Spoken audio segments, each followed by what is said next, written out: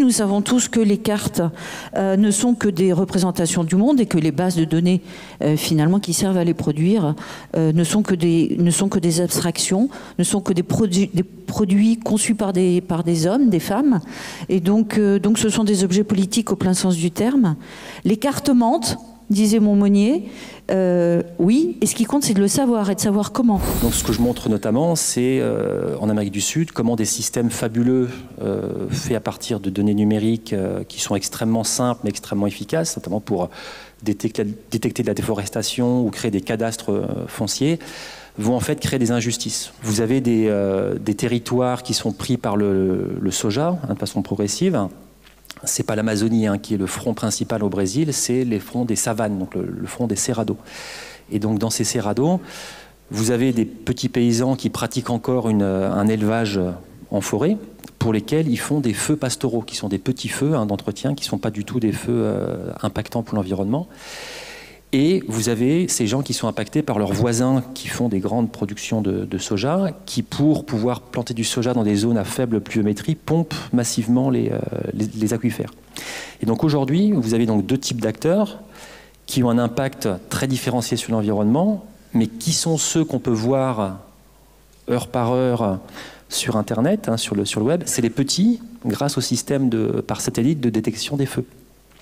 Donc aujourd'hui, les systèmes de détection des impacts environnementaux vont toucher beaucoup plus des acteurs qui ont un petit impact que des acteurs qui ont un grand impact, puisque le pompage dans les nappes, on ne le voit pas par image satellite.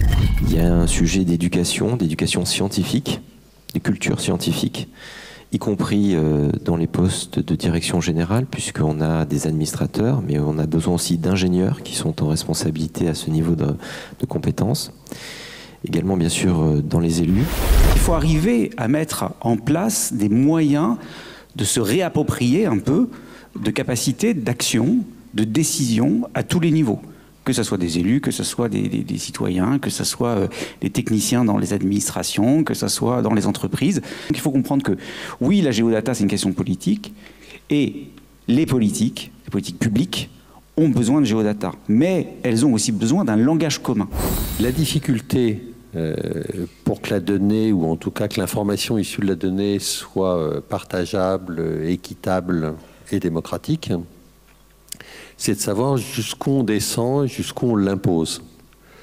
Et quelle est la marge de liberté qu'on va laisser au territoire et aux individus pour prendre toute leur place dans cette histoire. À la FING, on a eu l'occasion de travailler sur la donnée sous différents angles. On a travaillé avec des citoyens à travers les données personnelles. On a travaillé avec des agents territoriaux, avec des élus, avec des praticiens du privé. Et c'est vrai que le constat finalement a été à chaque fois assez similaire, c'est qu'il y a un manque d'acculturation à la donnée. Et surtout, en fait, il y a pas mal de perceptions. On perçoit le sujet de la donnée comme un sujet très complexe, mais aussi un sujet très risqué. En fait, il y a ce qu'on entend, par exemple, quand on entend parler des données dans les médias, c'est souvent parce qu'il y a eu une faille de sécurité et que les données, par exemple, de milliers, voire de millions de personnes ont été violées et du coup, tous les risques qu'il y a autour en ce qui concerne la vie privée. Donc tout ça, ça participe à créer en fait comme un sentiment de préoccupation et de méfiance finalement par rapport à ce sujet. Et donc les conséquences, il y en a pas mal, mais deux principalement, c'est qu'il y a une perte de contrôle, parce que finalement c'est comme si on considérait que c'était vraiment un sujet complexe et un sujet d'experts. Donc l'open data c'est utile, c'est une espèce de contrôle démocratique, mais bien sûr nous on peut le faire ce contrôle démocratique, mais tout le monde ne peut pas le faire, parce que l'open data ça va avec une certaine expertise, il faut être expert pour avoir accès à l'open data, et c'est normal, c'est-à-dire que c'est compliqué. Si je devais faire un parallèle avec le logiciel, c'est vrai qu'on n'est pas tous armés pour développer des logiciels, mais ces logiciels, ils ont un impact sur le citoyen. C'est-à-dire que peut-être que le citoyen, on va dire lambda, j'aime pas ce mot-là, parce que c'est vraiment ce qu'on nous a opposé au moment de la création d'OpenStreetMap. D'accord ? Il y a des experts, et puis il y a les citoyens. Et non, le citoyen, avec OpenStreetMap, est producteur, coproducteur d'une donnée cartographique, avec son niveau de compétence et de connaissance, mais il produit et ça a un impact. Comment ils faisaient les anciens avant qu'on ait toutes ces technologies pour produire ces données cartographiques? Et donc j'achète un sextant pour montrer à mes enfants et aux enfants de mon quartier comment on se positionnait avant. Et quand je disais qu'on ne sait plus trop où on habite, le plus bel exemple pour moi de collaboration est de montrer comment l'expertise peut être transmise à la fois, certes, des experts vers les citoyens, mais aussi des citoyens vers les experts, c'est l'astronomie. Dans le cadre de la feuille de route de la donnée pour la transition écologique et les territoires, qui est disponible en ligne, on a mis un gros paquet sur l'acculturation et on essaye justement de démarrer cela avec, là c'est pareil, donc c'est l'idée de se dire qu'il n'y a pas de frontière entre les agents publics et les citoyens. Un agent du ministère est aussi un citoyen.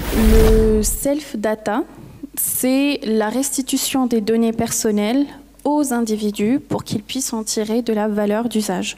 Donc en fait, on a tous des données personnelles qui sont collectées par plein d'organisations publiques et privées. Et l'idée, c'est en fait d'en partager une copie avec les individus qu'elles concernent. Donc, ce qui signifie qu'à la fois l'entreprise ou l'organisation qui détient ces données les détient toujours, peut les exploiter. Et on va dire la nouveauté, c'est que l'individu puisse aussi accéder à ces données-là et surtout à les réutiliser. Je pense que c'est le nouvel âge en fait de l'open data. C'est-à-dire arriver à aller plus loin en fait dans l'utilisation des données extrêmement nombreuses qu'il y a dans les différents secteurs, que ce soit du secteur public ou du secteur privé.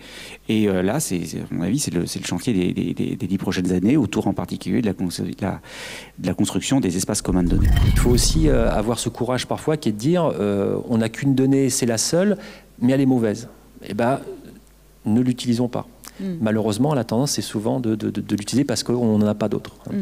Voilà. Donc je pense que c'est un peu autour de la création de forums, d'espaces de discussion, où on peut laisser la parole à toute une série de personnes, notamment ceux qui vivent sur les territoires concernés, pour pouvoir discuter collectivement de quelles données on utilise et avec quels moyens. Tous ces exemples, ça fait partie de ce qu'on appelle, alors il y a plusieurs termes, contre-cartographie, cartographie radicale, cartographie militante.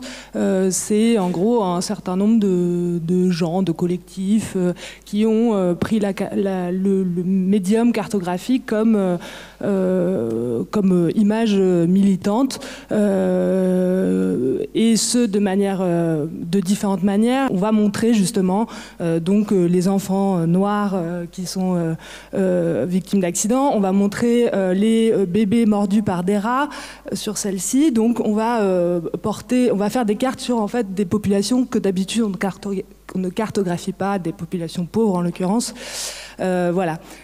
Et du coup, après ça, il y a donc cette première catégorie de la contre-cartographie qui est vraiment de cartographier des données, des populations qu'on n'a pas l'habitude de voir cartographier. Nous, on essaye de se donner comme discipline de fournir des cartes pour un maximum de ces délibérations pour que justement ça rentre dans le fonctionnement, dans la compréhension, dans le réflexe. Donc ça demande forcément une capacité de production qui est quand même pas neutre et ça sollicite très fortement les équipes. Et ça renvoie donc au deuxième point, c'est que le sujet ne peut pas être un sujet de spécialistes. Nous, on a une équipe même pas une dizaine de personnes qui produit, on a une cartothèque de 500 cartes sur la région.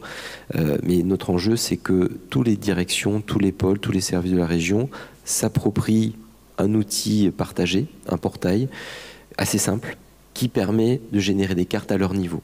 Et donc, il y a aussi cette diffusion de la pratique, même s'ils n'ont pas la capacité à faire des cartes, la cartodynamique, croiser des bases de données, faire des choses très complexes, mais ils sont capables de rentrer dans cette logique qui va être un effet d'entraînement. Si les élus ont des cartes, ils vont en demander. Et donc, il faut que leur service soit prêt, et ainsi de suite. Et quand on verra que la région produit ses cartes, on va certainement demander dans les agglomérations, comme ici, à Poitiers ou dans d'autres territoires qui n'ont pas forcément les mêmes ressources que nous, d'en fournir, et ainsi de suite. Et c'est cet effet d'essaimage sur lequel on va essayer d'investir. Mais ça demande beaucoup de temps et de moyens.